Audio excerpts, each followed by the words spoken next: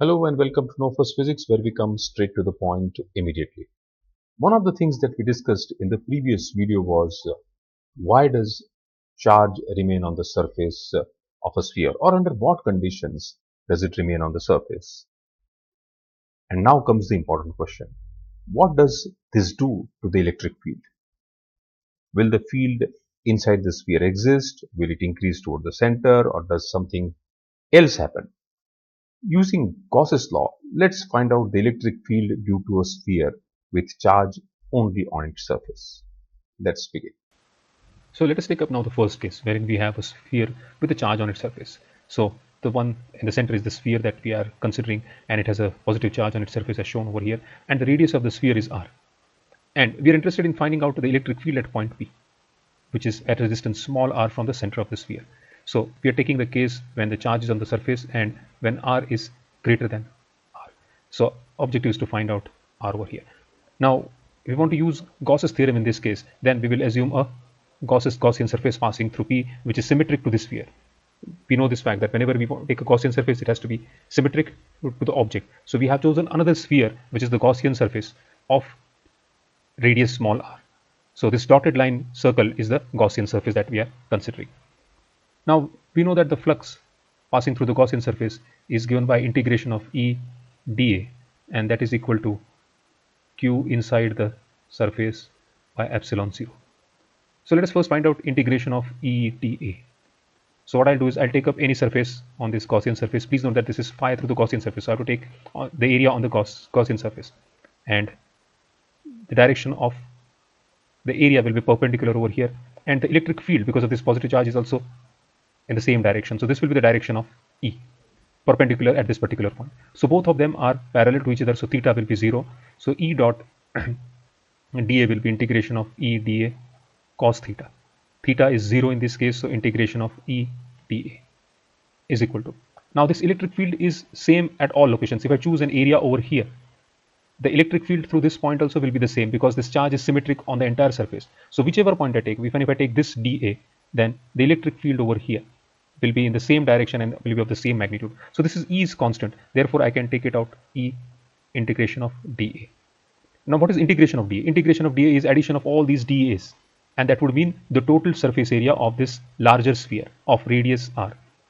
We know that area of a sphere is given by 4 pi r square, so I will get phi equal to E into 4 pi r square. Please remember that this is small r because we are taking the area of the Gaussian surface, this r. So I have got phi is equal to E into 4 pi r square. Now let us use the equation Q inside upon surface, Q inside by epsilon 0 to find out epsilon. Now since this is charge is distributed on the surface area, let us say that surface charge density. So let us say the surface charge density is given by, let us say, the symbol sigma. That means the total charge which is there inside this Gaussian surface, the total charge inside this Gaussian surface is this entire charge. And if surface charge density, that is charge per unit area will be, if it is sigma, then the total charge will be equal to, that is Q inside is the charge on the entire sphere which is there inside, and that will be equal to sigma into 4 pi capital R square. Please note that we are here talking of this charge on this sphere which is there inside, the actual sphere that is creating the electric field. So sigma into 4 pi r square. Please remember this sigma is the surface charge density of the sphere. So rho into sigma 4 pi r square. So this will give me sigma into 4 pi r square divided by epsilon 0. And by Gauss's theorem, these two are equal, so I can say E into 4 pi r square is equal to sigma into 4 pi r square by epsilon naught. 4 pi will get cancelled out, and I'll be left with E is equal to sigma r square by epsilon 0 r square. And this equation gives me the electric field at point P, that is the electric field at a distance r from the center of a sphere whose radius is r and whose surface charge density is sigma. If you look at this equation closely now, sigma is constant, r is constant, and epsilon naught is also a constant. R is constant for this given sphere because the sphere's diameter is not going to change. Therefore, I can write down E is proportional to 1 over r square. Now what does this mean? This means that as r increases, the electric field becomes weaker and weaker, and that's understandable. As I go away from the sphere, as r increases, the electric field due to this charge on the sphere will keep on becoming weaker and weaker. That is why we are getting the relationship E is equal to,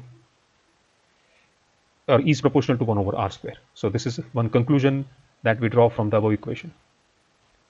Now there's one more way of looking at this equation, and that is I'll rewrite this equation. E into 4 pi r square is equal to sigma into 4 pi r square by epsilon naught. Now supposing the total charge on this sphere, this charge q, is given to us, the charge value is given to us directly. Now this term in the numerator represents that charge. This is surface charge density into area, so this is the total charge q on the sphere. So what I could do is I could write this equation as E into 4 pi r square is equal to q, the total charge on the sphere, upon epsilon naught.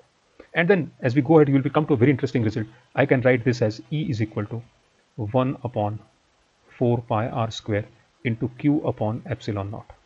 I can write as E is equal to 1 over 4 pi epsilon naught into q over r square. And I'm sure you find this equation familiar. We have used this equation. We have come to this equation. What is this equation? If you go back, it was the electric field at a point E due to a point charge q.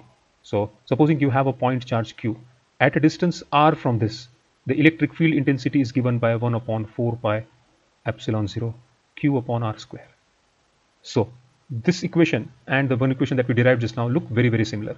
And if you go back to this diagram again, if you're looking at it from this point of view, so you're looking at it from this point of view, this sphere, the sphere's charge can be considered over here of charge q, and then it becomes a point charge q at a distance r from point P, and we have obtained E is equal to 1 upon 4 pi epsilon 0 q by r square.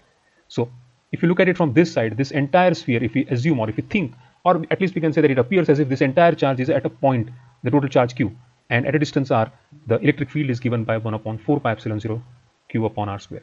So this equation is of course valid. This equation is also an easier way to remember the same thing, 1 upon 4 pi epsilon 0 q upon r square. I would recommend that you keep this equation in mind, because this is like the equation we have studied earlier. And when it comes to sphere, replace q with sigma 4 pi r square. This is the surface charge density into total area 4 pi square, and you will come to this particular equation, this equation. The only thing you have to keep note is that here we have to take capital R, because this is the charge on the sphere, and therefore we have to take the radius of the sphere. So this will give me q upon r square. Right, so we have obtained an equation for electric field at a distance r from the center of a sphere which is a charge q on its surface. We found out electric field at a point r greater than the radius of the sphere. Now in this case, we will take up the second case, that is r is less than r. So if you look at this particular diagram, I'm using the same diagram. This is the sphere, the full line sphere with a positive charge on it on the surface of the sphere. The radius of the sphere is r, and we are interested in finding out electric field at point E, which is at a distance r from the center of the circle, and this r is less than. So what will be the electric field at point P? Again, we will follow the same procedure that we did in the previous case. We will first choose a Gaussian surface passing through point P and symmetric to this center. So let us select the circle over here, and I will place it such that it is passing through P, and yes, something like this. So this is the Gaussian surface that we were looking at, and it's a sphere of radius small r. Again, we will do the same thing. We will use the equation phi is equal to integration of E dA dot product of this is equal to q inside the sphere divided by epsilon naught. So let us first look at integration of E dA. Now if I look at any particular point on this surface, on the Gaussian surface, this is the point on the Gaussian surface, I'll try to find out the direction of the electric field. Before that, let us look at the right hand side, q inside over epsilon naught. Now what is the q inside the sphere? So the sphere that we are looking at is the Gaussian surface. So what is the charge inside this? We can see that there is no charge inside. The entire charge is outside the sphere. So q inside becomes equal to 0, and therefore this entire term becomes equal to 0. So the q inside is 0, therefore this entire term becomes equal to 0, and therefore integration of E dot dA also becomes equal to 0. Now area cannot be 0, therefore E will be equal to 0. And therefore we conclude that if we have a surface charge, if we have a sphere with a surface charge, inside the sphere there is no charge, and therefore there is no electric field inside the charge, because q inside is 0, and therefore E is also equal to 0. So what we conclude from this is that, as we saw in the previous case, when we looked at, we obtained this particular equation, E is equal to sigma r square upon epsilon 0 r square, E is proportional to 1 upon r square. Now in this case, we have obtained E is equal to 0. So if I try to plot a graph of, let us say I plot a graph of y of E versus r, and let us say I take a sphere here. Let us say this is the y-axis on which we have E, and we have distance r on this, and let's take that this is the center of the sphere. So this distance, and therefore this distance will be r.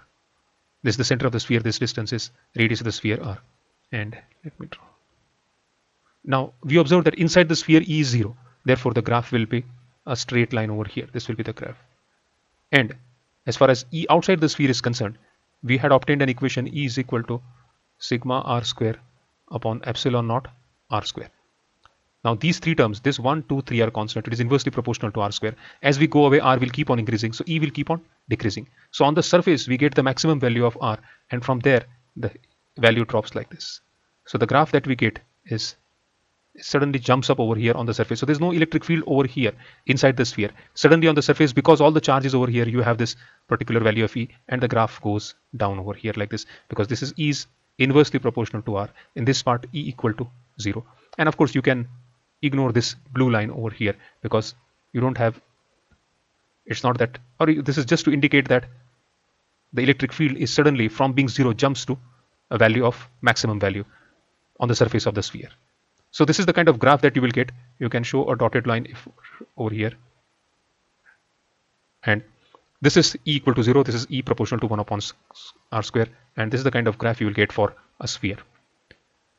Right, with this we have looked at a sphere in which there is charge on the surface, and we have looked at both the cases, inside and outside the sphere. In the next video, we will look at a sphere where the charge is distributed inside the sphere, and then again take the two cases of r greater than capital R and r smaller than capital R, and see what is the value of E for both the cases. Thank you. So that was the electric field due to a sphere where all the charge remains on the surface. And the result inside the sphere was quite remarkable. But now comes the next challenge. But before we move to the next challenge, if this video helped you, please like the video and subscribe to Know First Physics, where we come straight to the point immediately. Yes, so what's the next challenge? What if the charge is not confined to the sphere and it is spread throughout the volume? How will the electric field look for this particular sphere? That's up for discussion in the next video. Please join me there. Thank you.